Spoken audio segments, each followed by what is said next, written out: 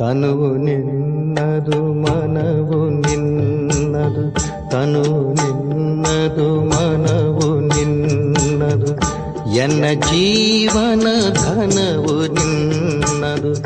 ನಾನು ನಿನ್ನವನೆಂಬ ಹೆಮ್ಮೆಯ ಋಣವು ಮಾತ್ರವೇ ನನ್ನದು. ತನು ನಿನ್ನದು ಮನವು ನಿನ್ನದು.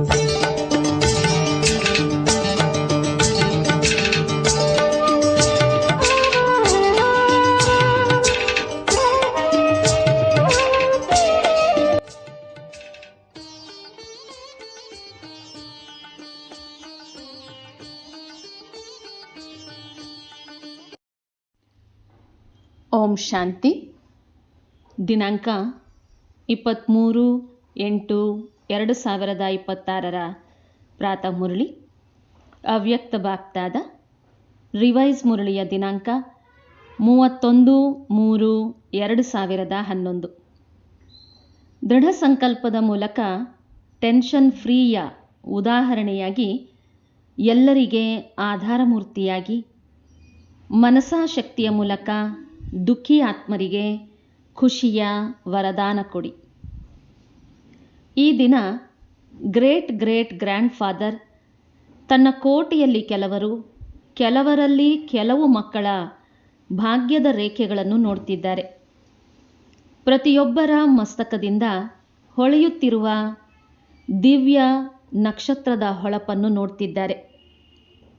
ನಯನಗಳಿಂದ ಸ್ನೇಹದ ರೇಖೆಯನ್ನು ನೋಡ್ತಿದ್ದಾರೆ.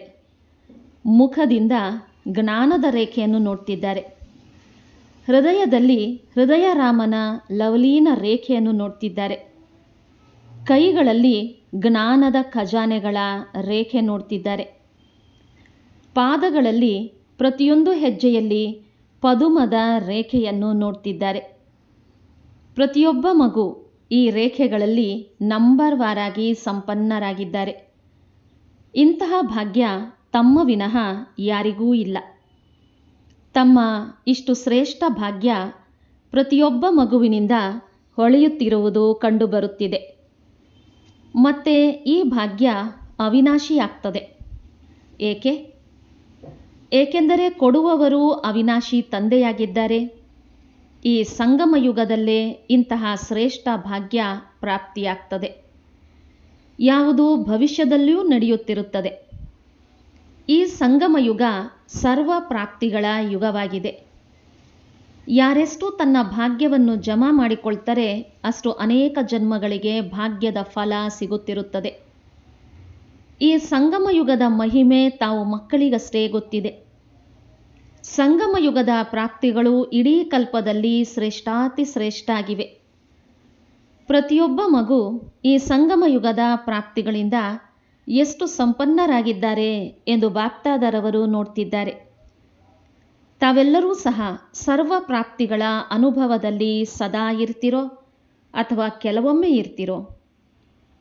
ಅವಿನಾಶಿ ತಂದೆ ಅಂದಾಗ ಪ್ರಾಪ್ತಿಗಳೂ ಸಹ ಅವಿನಾಶಿಯಾಗಿವೆ. ಬಾಪ್ದಾದರವರು ಪ್ರತಿಯೊಬ್ಬ ಮಗುವನ್ನು ಯಾವ ರೂಪದಲ್ಲಿ ನೋಡಲು ಬಯಸ್ತಾರೆ ಗೊತ್ತಿದೆಯಲ್ಲವೇ? ಪ್ರತಿಯೊಬ್ಬ ಮಗು ಸ್ವರಾಜ್ಯಾಧಿಕಾರಿ ರಾಜ ಆಗಲಿ ಎಂದು ಬಾಪ್ದಾದರವರು ಇದನ್ನೇ ಬಯಸ್ತಾರೆ. ಸ್ವಯಂನ ಮೇಲೆ ಅರ್ಥಾತ್ ಕರ್ಮೇಂದ್ರಿಯಗಳ ಮೇಲೆ, ಮನಬುದ್ಧಿ ಸಂಸ್ಕಾರಗಳ ಮೇಲೆ ರಾಜರಾಗಿ ರಾಜ್ಯ ಮಾಡಲಿ. ಭವಿಷ್ಯದಲ್ಲಂತೂ ರಾಜ್ಯಾಧಿಕಾರಿ ಆಗ್ತೀರಿ, ಆದರೆ ಈಗ ಸ್ವರಾಜ್ಯಾಧಿಕಾರಿ ರಾಜ ಆಗಲಿ. ಯಾವುದೇ ಕರ್ಮೇಂದ್ರಿಯಗಳು ತನ್ನ ಕಂಟ್ರೋಲ್ನಲ್ಲಿರಬೇಕು. ಏಕೆಂದರೆ ತಂದೆಯ ಮೂಲಕ ಸರ್ವಶಕ್ತಿಗಳ ಖಜಾನೆ ಪ್ರಾಪ್ತಿಯಾಗಿದೆ. ಅಂದಾಗ ಬಾಪ್ದಾದರವರು ಪ್ರತಿಯೊಬ್ಬ ಮಗುವನ್ನು ಸ್ವರಾಜ್ಯಾಧಿಕಾರಿ ರಾಜ ರೂಪದಲ್ಲಿ ನೋಡಲು ಬಯಸ್ತಾರೆ. ತಾವೆಲ್ಲರೂ ಸ್ವರಾಜ್ಯಾಧಿಕಾರಿಯಾಗಿದ್ದೀರಾ? ಮನಬುದ್ಧಿಯ ಮೇಲೆ ರೂಲಿಂಗ್ ಪವರ್, ಕಂಟ್ರೋಲಿಂಗ್ ಪವರ್ ಬಂದಿದೆಯೇ? ಅಧೀನತೆ ಇಲ್ಲ ತಾನೆ? ಅಧಿಕಾರಿಯಾಗಿದ್ದೀರಿ. ಬಾಪ್ದಾದರವರನ್ನು ಜೊತೆಯಲ್ಲಿಟ್ಟುಕೊಂಡಾಗ ಒಂಟಿಯಾಗೋದಿಲ್ಲ. ತಂದೆಯ ಸದಾ ಜೊತೆಗಾರರನ್ನಾಗಿ ಮಾಡಿಕೊಂಡಾಗ ಮನಬುದ್ಧಿ ಸಂಸ್ಕಾರಗಳು ವಶದಲ್ಲಿಲ್ಲದೇ ಇರುವ ಯಾವುದೇ ಶಕ್ತಿ ಇರೋದಿಲ್ಲ. ಆದ್ದರಿಂದ ಬಾಪ್ದಾದ ಶಕ್ತಿಯರಿಗೆ ಸದಾ ಹೇಳ್ತಾರೆ, ತಮ್ಮ ಯಾವ ಸ್ವರೂಪ ನೆನಪಿಟ್ಟುಕೊಂಡಾಗ ಎಂದೂ ತಂದೆಯ ಜೊತೆಯನ್ನು ಮರೆಯೋದಿಲ್ಲ. ನಾವು ಶಿವಶಕ್ತಿಯರಾಗಿದ್ದೇವೆ ಎಂಬ ಸ್ವರೂಪ ನೆನಪಿಟ್ಟುಕೊಳ್ಳಬೇಕು. ಶಿವ ಮತ್ತು ಶಕ್ತಿ ಜೊತೆಯಲ್ಲಿದ್ದಾರೆ. ಈ ಸ್ಮೃತಿ ಮಾಯಾಜೀತರು ಮತ್ತು ಪ್ರಕೃತಿ ಜೀತರನ್ನಾಗಿ ಸ್ವತಃವಾಗಿ ಮಾಡುತ್ತದೆ. ಏಕೆಂದರೆ ಬಾಪ್ದಾದರವರು ತಿಳಿಸಿದರು, ವರ್ತಮಾನ ಸಮಯ ಪ್ರಕೃತಿ ತನ್ನ ಕಾರ್ಯವನ್ನು ಮಾಡುತ್ತಿರುತ್ತದೆ. ಏಕೆಂದರೆ ಪ್ರಕೃತಿಗೂ ಸಹ ಮನುಷ್ಯಾತ್ಮರು ತೊಂದರೆ ಕೊಡ್ತಾರೆ. ಅಂದಾಗ ಪ್ರಕೃತಿಯೂ ಸಹ ತೊಂದರೆ ಕೊಡ್ತದೆ. ಈಗಿನ ಸಮಯದಲ್ಲಿ ನೋಡುತ್ತಿದ್ದೀರಿ, ಪ್ರಕೃತಿ ಎಲ್ಲಾದರೂ ತನ್ನ ಕಾರ್ಯವನ್ನು ಮಾಡುತ್ತಿರುತ್ತದೆ. ಆದರೆ ತಾವು ಪ್ರಕೃತಿ ಜೀತರಾಗಿ ಪ್ರಕೃತಿಯನ್ನೂ ಸಹ ಸತೋಪ್ರಧಾನರನ್ನಾಗಿ ಮಾಡುತ್ತಿದ್ದೀರಿ. ಮನುಷ್ಯರಂತೂ ಪ್ರಕೃತಿಯ ಏರುಪೇರನ್ನು ನೋಡಿ ನಾಳೆ ಏನಾಗುತ್ತದೋ ಎಂಬ ಭಯ ಪಡ್ತಾರೆ. ಆದರೆ ಒಳ್ಳೆಯದರಲ್ಲಿ ಒಳ್ಳೆಯದಾಗ್ತದೆ ಎಂದು ತಮಗೆ ಗೊತ್ತಿದೆ. ಏಕೆಂದರೆ ಈಗ ಈ ಸಂಗಮ ಯುಗ ಸೃಷ್ಟಿಚಕ್ರದ ಅಮೃತ ವೇಳೆ ನಡೀತಿದೆ. ಅಮೃತ ವೇಳೆಯ ನಂತರ ಏನಾಗ್ತದೆ? ಬೆಳಗಿನ ಸಮಯ ಇರ್ತದೆ. ಅಂಧಕಾರ ಸಮಾಪ್ತಿಯಾಗಿ ಬೆಳಕು ಬರ್ತದೆ.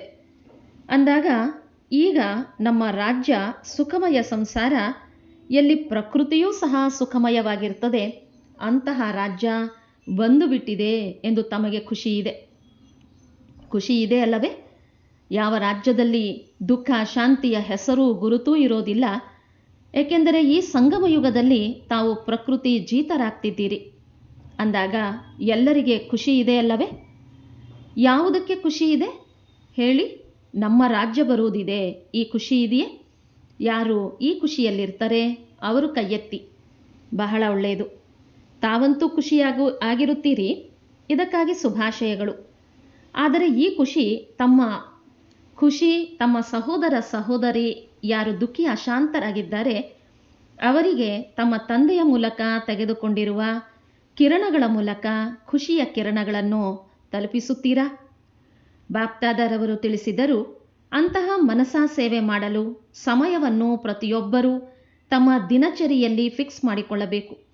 ಹೇಗೆ ಬೇರೆ ಕಾರ್ಯಗಳಿಗಾಗಿ ಸಮಯವನ್ನು ಫಿಕ್ಸ್ ಮಾಡಿಕೊಳ್ತೀರಿ, ಅದೇ ರೀತಿ ತಮ್ಮ ಖುಷಿಯ ಔಷಧಿಯ ಮೂಲಕ ದುಃಖಿ ಆತ್ಮರಿಗೆ ಮನಸಾಶಕ್ತಿಯ ಮೂಲಕ ಸ್ವಲ್ಪ ವರದಾನ ಕೊಟ್ಟು ಅವರನ್ನೂ ಸಹ ಖುಷಿಪಡಿಸಿ. ಅಂದಾಗ ಯಾರು ತಮ್ಮ ಸಮಯವನ್ನು ಮನಸಾ ಸೇವೆಗಾಗಿ ಫಿಕ್ಸ್ ಮಾಡಿದ್ದಾರೆ ಅವರು ಕೈ ಎತ್ತಿ. ಒಳ್ಳೆಯದು. ಯಾರು ಮಾಡಿಲ್ಲವೋ ಅವರು ಸ್ವಲ್ಪ ಇದ್ದಾರೆ. ಆದರೆ ಮನಸಾ ಸೇವೆಗಾಗಿ ಸಮಯವನ್ನು ಫಿಕ್ಸ್ ಮಾಡಬೇಕು. ಏಕೆಂದರೆ ತಮ್ಮ ಸಹೋದರ ಸಹೋದರಿಯರೇ ಆಗಿದ್ದಾರಲ್ಲವೇ? ಅಂದಾಗ ದಯೆ ಬರುತ್ತದೆ ಅಲ್ಲವೇ? ಅಥವಾ ದಯೆ ಬರುವುದಿಲ್ಲವೋ? ದಯೆ ಬರುತ್ತದೆಯಲ್ಲವೇ? ಮತ್ತೆ ಸಂಗಮ ಯುಗದ ಯಾವುದು 2 ವಿಶೇಷ ಮಾತುಗಳಿವೆ, ಯಾವುದು ಅಮೂಲ್ಯವಾಗಿದೆ. ಒಂದು ಸಂಕಲ್ಪ ಮತ್ತು ಎರಡನೆಯದ್ದು ಸಂಗಮದ ಸಮಯ. ಏಕೆಂದರೆ ಸಂಗಮದ ಸಮಯದಲ್ಲಿ ಒಂದು ಜನ್ಮದಲ್ಲಿ ಅನೇಕ ಜನ್ಮಗಳ ಪ್ರಾರಬ್ಧವನ್ನು ಮಾಡಿಕೊಳ್ಳೋದನ್ನು ಬಾಪ್ದಾದರವರು ಎಲ್ಲರನ್ನೂ ನೋಡಲು ಬಯಸ್ತಾರೆ. ಈಗಿನ ಸಮಯದಲ್ಲಿ ಅನೇಕರಿಗೆ ಅಶುದ್ಧ ಸಂಕಲ್ಪ ಕಡಿಮೆ ನಡೀತದೆ. ಆದರೆ ವ್ಯರ್ಥ ಸಂಕಲ್ಪ ಬರ್ತಾ ಹೋಗುವುದನ್ನು ಬಾಪ್ದಾದರವರು ನೋಡಿದ್ದಾರೆ. ಈ ಒಂದು ಜನ್ಮದ ಮೂಲ್ಯದನುಸಾರವಾಗಿ ಈಗ ವ್ಯರ್ಥ ಸಂಕಲ್ಪ ಸಮಾಪ್ತಿಯಾಗಬೇಕಾಗಿದೆ. ಏಕೆಂದರೆ ಸಂಗಮ ಯುಗದ ಮಹತ್ವದ ಲೆಕ್ಕದಲ್ಲಿ 1 ಸೆಕೆಂಡ್ ಹೆಚ್ಚು ಅಮೂಲ್ಯ ಸಮಯದ ಅಧಿಕಾರವನ್ನು ಕೊಡಿಸುತ್ತದೆ. ಆದ್ದರಿಂದ ಪ್ರತಿಯೊಬ್ಬರೂ ಈ 2 ಮಾತುಗಳ ಸಮಯ ಮತ್ತು ಸಂಕಲ್ಪದ ಮೂಲ್ಯವನ್ನು ತಿಳಿದು ಸಮಯವನ್ನು ತಮ್ಮ ಸಂಕಲ್ಪವನ್ನು ಸಫಲ ಮಾಡಿ. ಹೇಗೆ ಸ್ಥೂಲ ಖಜಾನೆ ಸಫಲ ಮಾಡ್ತೀರಿ? ಒಂದು ಜನ್ಮದಲ್ಲಿ ಸಫಲ ಮಾಡೋದರಿಂದ ಅನೇಕ ಜನ್ಮಗಳು ಅದರ ಪ್ರಾರಬ್ಧ ಜಮಾ ಆಗ್ತದೆ ಎಂದು ಗೊತ್ತಿದೆ. ಹಾಗೆ ಈ 2 ಮಾತುಗಳ ಮೇಲೆ ಅಟೆನ್ಷನ್ ಕೊಟ್ಟು ಸಫಲ ಮಾಡಿ ಸಫಲತಾ ಮೂರ್ತಿಗಳಾಗಿ. ಬಾಪ್ದಾದ ಪ್ರತಿಯೊಬ್ಬ ಮಗುವಿಗೆ ಈ ದಿನ ವಿಶೇಷವಾಗಿ ಒಂದು ವರದಾನ ಕೊಡ್ತಿದ್ದಾರೆ. ಪ್ರತಿಯೊಬ್ಬ ಮಗು ಇಂದಿನಿಂದ ತಮ್ಮನ್ನು ಟೆನ್ಷನ್ ಫ್ರೀ ಮಾಡಿಕೊಳ್ಳಲು ಸಾಧ್ಯವೇ? ಇಂದಿನಿಂದ ಅಟೆನ್ಷನ್, ನೋ ಟೆನ್ಷನ್ ಎಂಬ ದೃಢ ಸಂಕಲ್ಪ ಮಾಡಿ. ಬಾಪ್ದಾದ ಮಕ್ಕಳನ್ನು ಟೆನ್ಷನ್ನಲ್ಲಿ ನೋಡಿದಾಗ ಯೋಚನೆ ಮಾಡ್ತಾರೆ. ಈಗೀಗ ಈ ಮಗುವಿನ ಫೋಟೋ ತೆಗೆದು ಕಳಿಸಿದಾಗ ಸ್ವಯಂ ನಾನು ಏನಾಗಿದ್ದೇನೆ ಎಂದು ತಿಳಿದುಕೊಳ್ತಾರೆ. ಬಾಪ್ದಾದ ಮನಜೀತರು ಜಗಜ್ಜೀತರನ್ನಾಗಿ ಮಾಡಲು ಬಯಸ್ತಾರೆ. ಟೆನ್ಷನ್ ಯಾವುದರಲ್ಲಿದೆ? ಮನಸ್ಸಿನಲ್ಲಿಯೇ ಬರುತ್ತದೆಯಲ್ಲವೇ? ತಾವಂತೂ ರಾಜರಾಗಿದ್ದೀರಿ, ಸ್ವರಾಜ್ಯಾಧಿಕಾರಿಯಾಗಿದ್ದೀರಿ. ಮನಸ್ಸು ತಮ್ಮದೋ ಅಥವಾ ಮನಸ್ಸು ಮಾಲೀಕಾಗಿದೆಯೋ? ತಾವೇನು ಹೇಳ್ತೀರಿ? ಇಡೀ ದಿನ ನನ್ನ ಮನಸ್ಸು ಎಂದು ಹೇಳ್ತೀರಲ್ಲವೇ? ಮಾಲೀಕರಾಗಿಲ್ಲ ತಾನೆ. ಯಾರು ಸಾಹಸ ಇಟ್ಟುಕೊಳ್ತಾರೆ, ಬಾಪ್ದಾದರವರ ವರದಾನ ಸಹಜವಾಗಿ ಸಿಗ್ತದೆ. ಆದರೆ ಸ್ವಲ್ಪ ಅಟೆನ್ಷನ್ ಕೊಡಬೇಕಾಗ್ತದೆ. ಬಾಪ್ದಾದರವರ ವರದಾನದ ಸಹಯೋಗವನ್ನು ಅನುಭವ ಮಾಡಿ ನೋಡಬೇಕು. ಎಲ್ಲರ ಚೆಹರೆ ಯಾವಾಗ ನೋಡಿದರೂ ಹೇಗೆ ಕಾಣಿಸ್ತದೆ? ಟೆನ್ಷನ್ ಫ್ರೀ, ಕಮಲ ಪುಷ್ಪದ ಸಮಾನ ಅಥವಾ ಅರಳಿರುವ ಗುಲಾಬಿ ಪುಷ್ಪದ ಸಮಾನ ಇರಬೇಕು.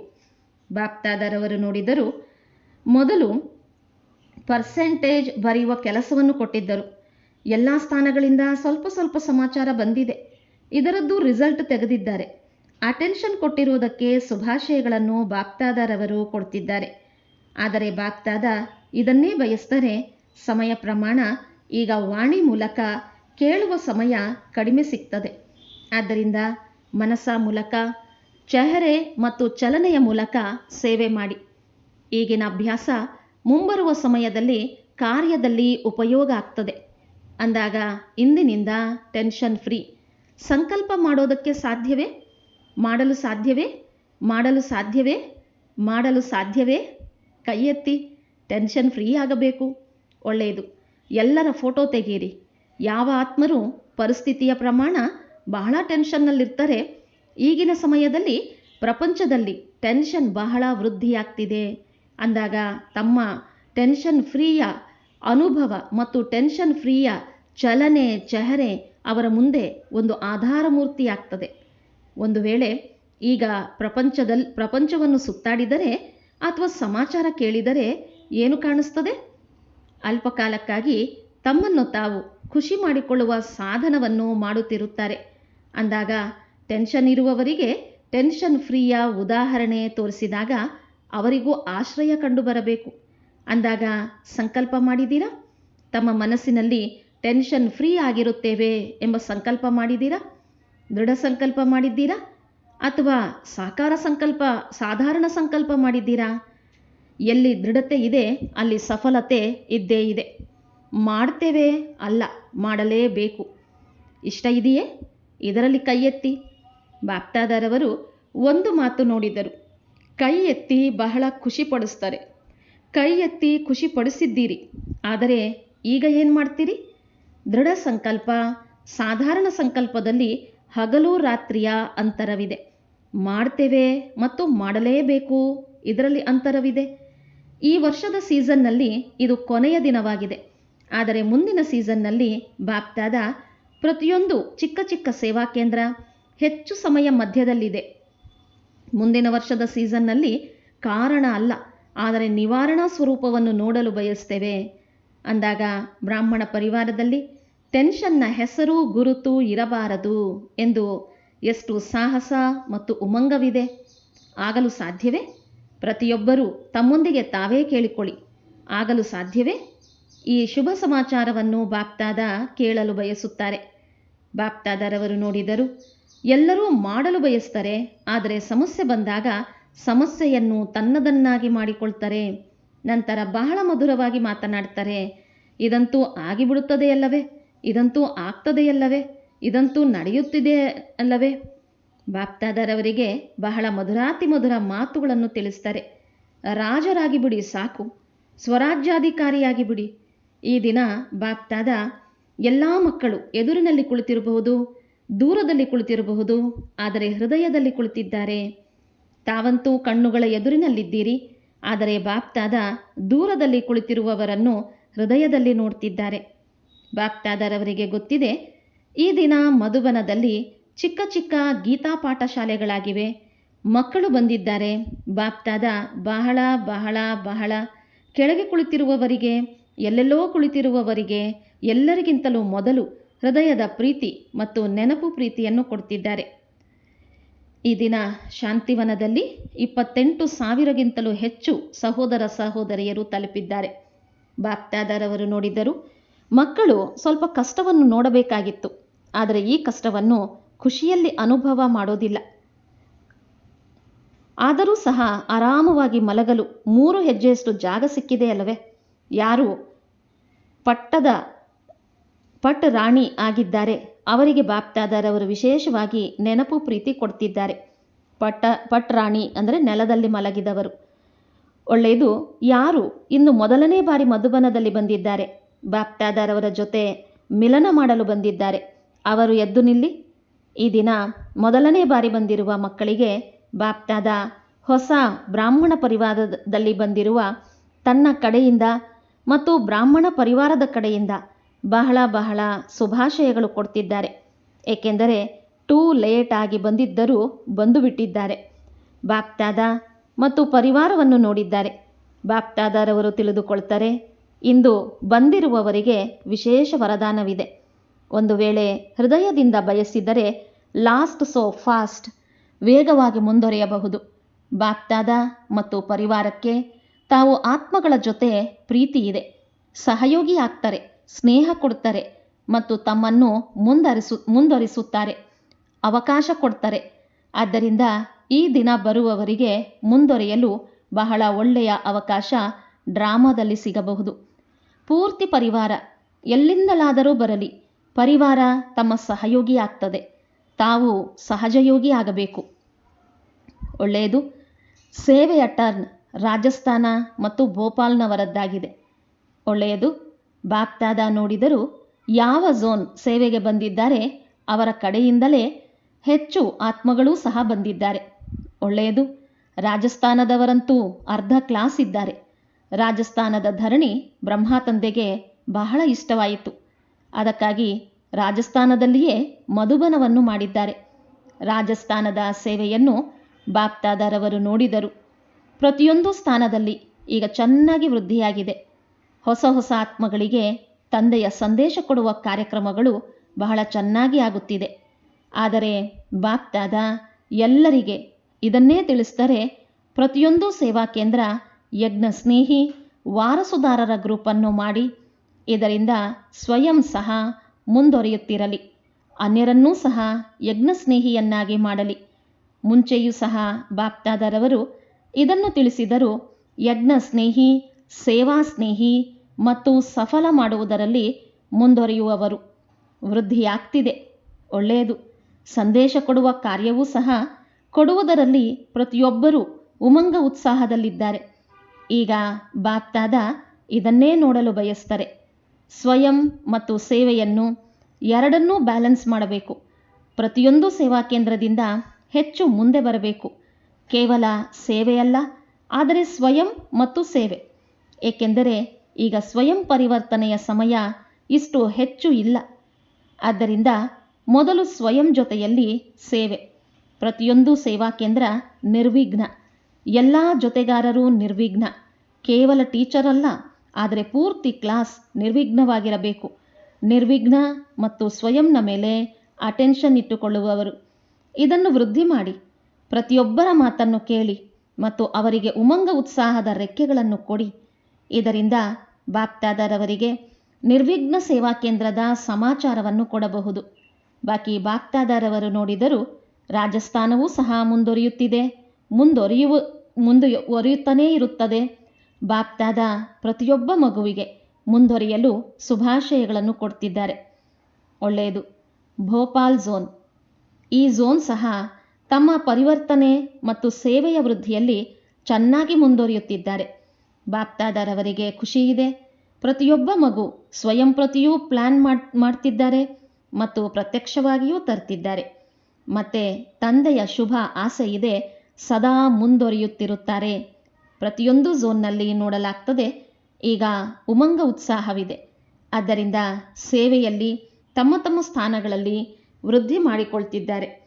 ಬಾಪ್ದಾದರವರು ಮುಂದಕ್ಕೂ ಸಹ ಶುಭಾಶಯಗಳು ನೀಡ್ತಿದ್ದಾರೆ.